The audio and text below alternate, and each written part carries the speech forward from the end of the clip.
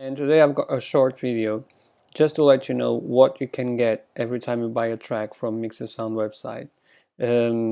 As most of you guys know, there's a beat shop there, so you can buy beats or instrumentals, and you can get them from there. So every time you buy an MP3 version or a WAV file version, you get 2 tracks.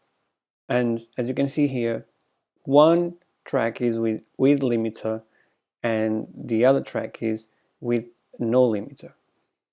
The reason why it's because, in nowadays, most of the times if it doesn't sound loud, people just move on because it's not loud enough, and they just assume that it's not good enough. So we need to make it sound loud to make it sound competitive.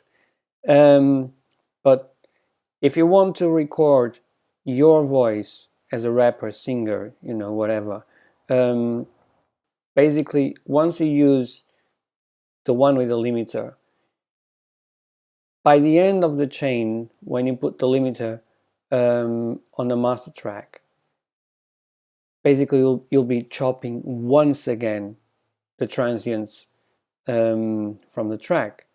If you use the track with no limiter, everything is there and the transients will be preserved. So basically, once you start to limit again, or actually, sorry, once you start to limit by the end of the chain, you are just limiting once, not twice, as you do it if you use the track with limiter on.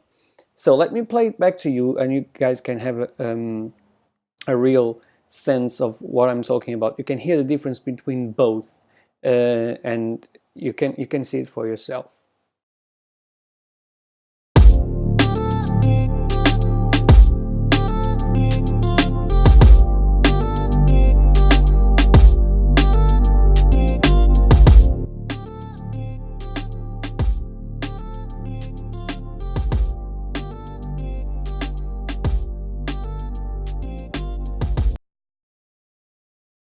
So by the way, this is one of the tracks that it's available on MixYourSound website. So if you go to MixYourSound.com, you can find it there. So there's a massive difference, right? So as you can see here, one of the tracks, the peak range or the peak level, it's minus 0.2, and the other one it's minus 7.3.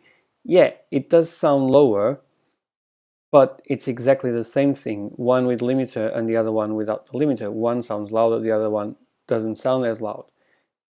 But once again, I can't stress enough, by the end of the recording process, once you put there your voice, or even if you add new instruments and stuff like that, once you master the track, or even if you send it to a mastering engineer,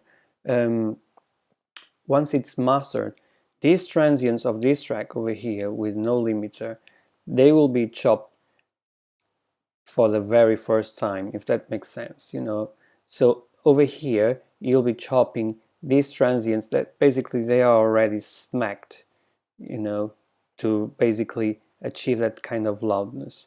But it's entirely up to you. It's entirely up to you.